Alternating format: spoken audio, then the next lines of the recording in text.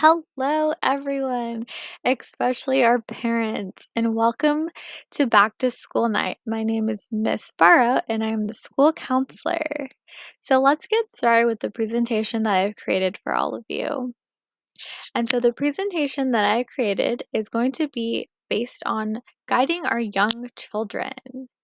So today we'll be going over various theoretical approaches, so different research done by different psychologists to really support this idea of this focus on developmental growth and how we can guide our young children.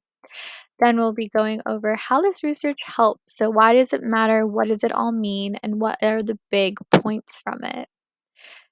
Then we'll be going over implementation of strategies. So, what are different strategies that we can implement today in and out of the classroom? And finally, our takeaway. What is our takeaway of all of this? Why does this presentation matter? And how is it going to help our children? Let's get started on these different psychologists and their various theoretical approaches. So first, we're going to be talking about Bjorklund and Green and the adaptive nature of cognitive immaturity. And this really focused on the four broad areas of cognitive immaturity that are adaptive and actually advantageous to our infants. First being metacognition, and this is the idea that a person's knowledge about his or own cognitions and the factors that are influencing their thinking. So there are benefits of poor metacognition when it comes to our young ones, and this is actually motivational. This increases the feelings of self efficacy and increases in learning by doing and experiencing. Our second one is egocentricity. So, this is when someone can only take into account their own viewpoints.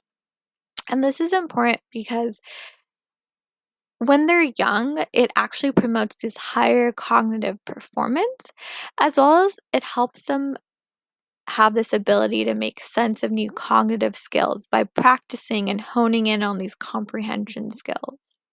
We then have plasticity and the speed of cognitive processing, and this is really a use it or lose it type of thing. And the benefits of having this and these slower cognitive speeds is that they become more adaptive to their environments, as well as it stops them from developing automatic cognitive patterns. And as a child, that may not be helpful to them as an adult. So it kind of stops them in those tracks. And finally, language acquisition. And this actually is interesting because children are better at learning new languages than adults. And the reason being is because they facilitate semantic development, which allows for words to be corrected and have them leading up to, you know, having these mistakes that they're okay being corrected and they're okay that someone else is helping them out and they're open to that idea. And so childhood is resilient and it's important for this cognitive development. Instead of pushing skills that do not complement their development stage, we need to push skills that actually promote it.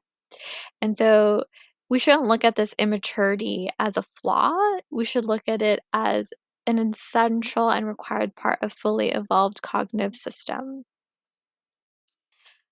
We're going to be talking now about Bronfenbrenner and his ecological models of human development. And this really kind of guides us when it comes to what are the environments that impact our children.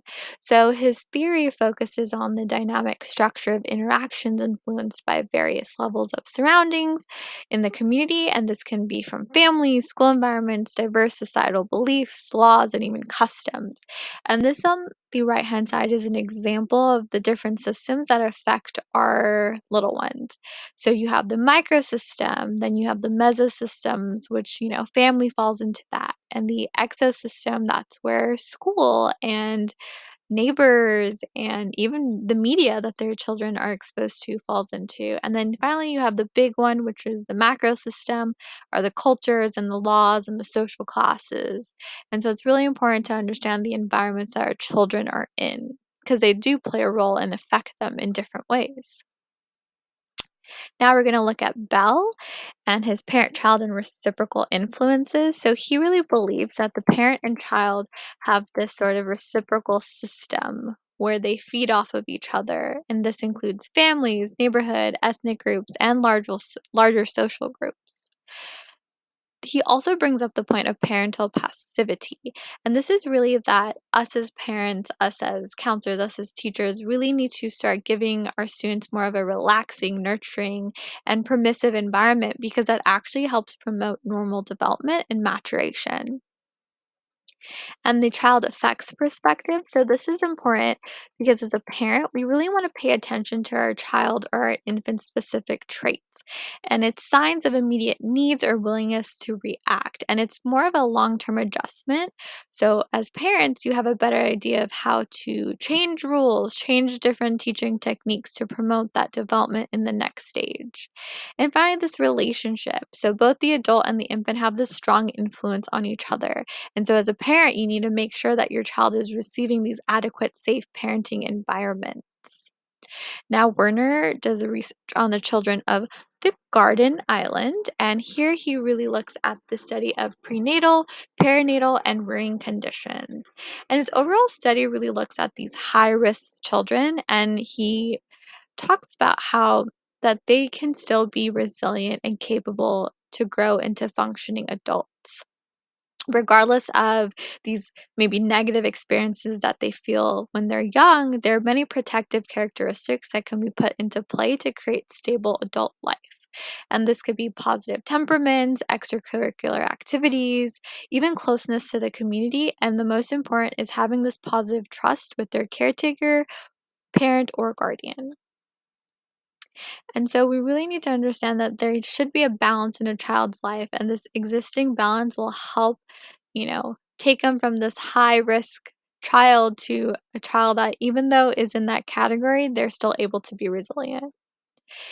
And then Piaget. So, Piaget, in his report of Conference on Cognitive Studies and Curriculum, focuses on the different stages of development in his cognitive development theory. And so, this is where children can end up building their own knowledge based on their experiences. Children learn things on their own without the influence from adults or older children, and children are motivated to learn by nature. They don't need rewards as motivation. So he believes that there is different stages where a child is learning on their own and they don't really need too much of an influence for them to be forced to learn because biologically they know what they want and they are learning it as they go.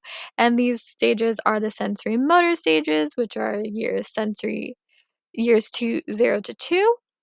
And this is where the infant explores the world through sensory and motor contact.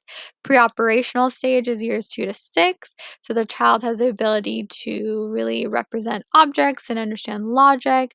Concrete operational, which is the child can, understand, can subtract and add information to their knowledge already. And finally, the formal operation stage, which a lot of us are in right now since it's 12 years to adult. And this is where we can make reason of the world through the abstracts and the hypothetical terms we face.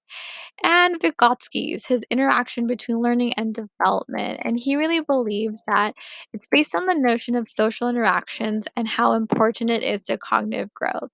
So he believes that collaborating with peers is important. However, we shouldn't have it be a basis for knowledge because it can lead to slow development in some cases. And he believes that the instructor, as our teachers, are the most knowledgeable when it comes to our learning process because they help guide us and create this positive future and development for us. And so he also believes in these different zones of proximal development, which are what the child does know, what the child knows but needs help with, and what they can't do. So the zones of proximal development really reference the difference between what a learner can do with help and what he or she can achieve with guidance and encouragement from a skilled partner. So, how does this research help us? So it really looks at the three main factors that guide positive development, and they are family, education, and environment. So families has an important role because as a parent or guardian, they need to have someone they can trust to help reinforce this positive learning and developing. Education is important because a well-planned, safe, and stimulating environment provides like this variety of activities and experiences that support the holistic development of children. And finally, environment, creating supportive, positive environments that help aid in lower levels of anxiety, stress, and depression, which ultimately promote this positive growth overall. So, how can we implement this in our lives today for our children?